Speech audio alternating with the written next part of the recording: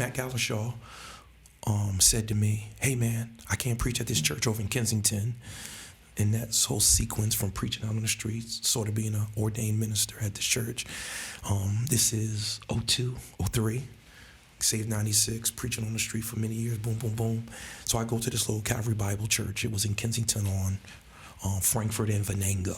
Hood. Mm-hmm. Oh, yeah. So I walk up in there. It's called Harrogate back in the day, right across from Harrogate Boxing Club. And I go to preach. And my cousin didn't tell me it was an all-white church. My youth group was between 75 and 85 years old. So it was an old church. Youth group. The youth group was 75. They still had the flannelgram for Sunday school. I ain't lying. That place, Moses. Yeah, it smelled like mints and ambrosia up in that piece. I loved them. So they just loved me, and they just voted me in one day. Really? Yeah, I was there. I preached twice, and they said, "We want you to be our pastor. Let's call for a vote." They called for a vote, and I got to vote, and I was the pastor of Calvary Bible Church, 2003, and started preaching there. And I went and Bill Crispin began to mentor me, and I guess then I was a 4.5 point Calvinist, and he used Arthur Pink to fix me up with his book, The Atonement. Particular Atonement, and then A.W. Pink. Man, good stuff. Yeah, he gave me Pink, and he says, "If I give you a Presbyterian book, you won't read it because I know you don't like Presbyterian, so I'll give you Spurgeon and Pink." Neither one of them had a degree, since you want to complain. And so I read those, and yeah, so Bill just walked me out, started rebuilding the church, did a replant, did not work. It was just, church was very old. Mm-hmm. The heater went, it was $37,000. The roof went, it was $100,000. Mm-hmm. Our average offering was $300 a week. It was one of the most poor sections of the city.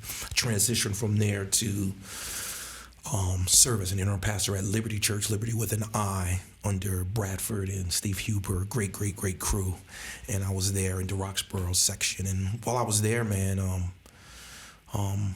yeah, I remember as ladies, I'm a hood preacher, and that was a larger white congregation, and I probably scared many of those people when my loud walking around, as my wife says, animated antics. And I just felt a burden for the hood, and I shared that with my pastor at that point, Jeff Bradford, and my dear friend, who's now my spiritual father, Eric Mason, and they helped me journey toward a residency at Epiphany, and which I did, and then went on to plant. But along that journey, that's the highlight. The low light was the things I experienced from an emotional ride were crazy, and that's where Dr. Tripp jumps in. So I gave you the high points. Mm-hmm. The more detail was, I was at an impasse in 2008. I wanted to be in the hood.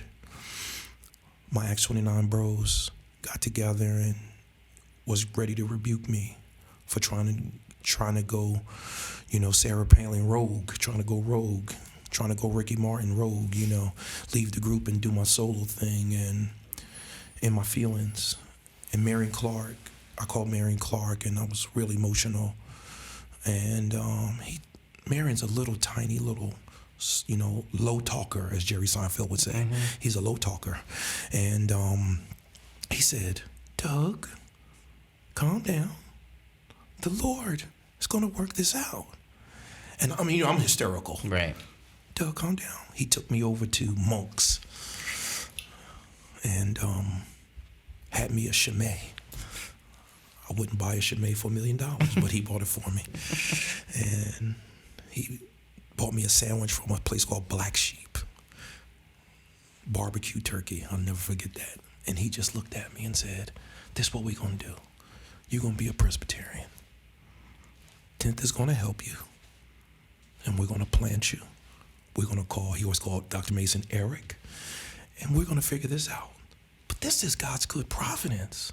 I know Paul and Phil will be very excited about this." And I was like, "Okay." But I'm hysterical. And he just touched my leg and said, "Pass this off, Doug. we've got this. And Did that calm you down at least a It little did bit? not. Oh, it did not. it did not. So I go the next week. They bring me in front of the church planning committee, and they've been getting to discuss me doing a residency with Eric Mason. And they said, how much do you need? I said, all of it. So they had an urban fund. Somebody had donated some money. And Phil Riken said, why don't we just give Doug the urban fund? And he says, I'll never forget, it was something to the effect of, well, that was going to be for this and that. And then I think Marion said, well, I mean, we're the elders. We can designate it to what we Right. want. Yeah. And Phil sort of said, you know, you're right. And then he said, Doug, leave the room so we can vote and decide this. I got up to open the door. He said, Doug, sit back down. We've decided. You've got it. He says, but I need you to sit under Tripp. I need you to sit with Paul Tripp, come into the evening service, and Paul Tripp is going to take good care of you. Now, I hadn't really met Paul Tripp. I heard of him because I had Instrument in a Redeemer's Hand, and he had the cool mustache because I called him Raleigh Fingers from the old Oakland A's. Baseball. And he just embraced me. So that pocket on the journey to Epiphany stopped me. I got ordained in a PCA with a high school diploma as a TE. I came on to 10th. Marion made good on his promise. He raised the money, called another person, told him to give me some money. He said, Doug, I need you to go to General Assembly. I went to General Assembly. You know the story from General Assembly. But I got there, and it was a very hard time for me. It was a cultural, shocking nightmare. I was the black eyed pea in a pot of rice at General Assembly, and it was culture shock for me. I never felt as black as I ever did then at a General Assembly. You know, I know people feel that way when they're at my house with all my black friends, and it's like the white dudes are like, I feel so white. I never felt as black as I did when I was there. Very difficult time understanding race, culture, dynamics, which the PCA and all of us have so much hard work to do on. And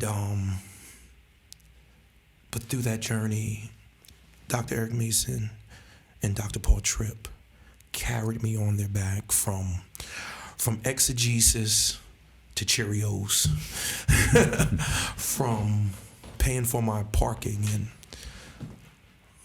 my lights being off and different, and 10th Presbyterian Church paying for that. My transmission went, and from the benevolence fund, and then 10th paying for me to attend Westminster, and then Dr. Tripp providing me a means to get to General Assembly.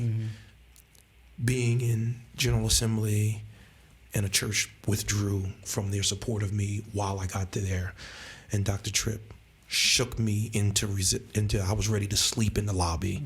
I just didn't have a plan, and he just told me, boy, you are loved. And he handed me that old black church mother water cash so I could get a hotel and not sleep in the lobby. And 10th just rode with me the whole journey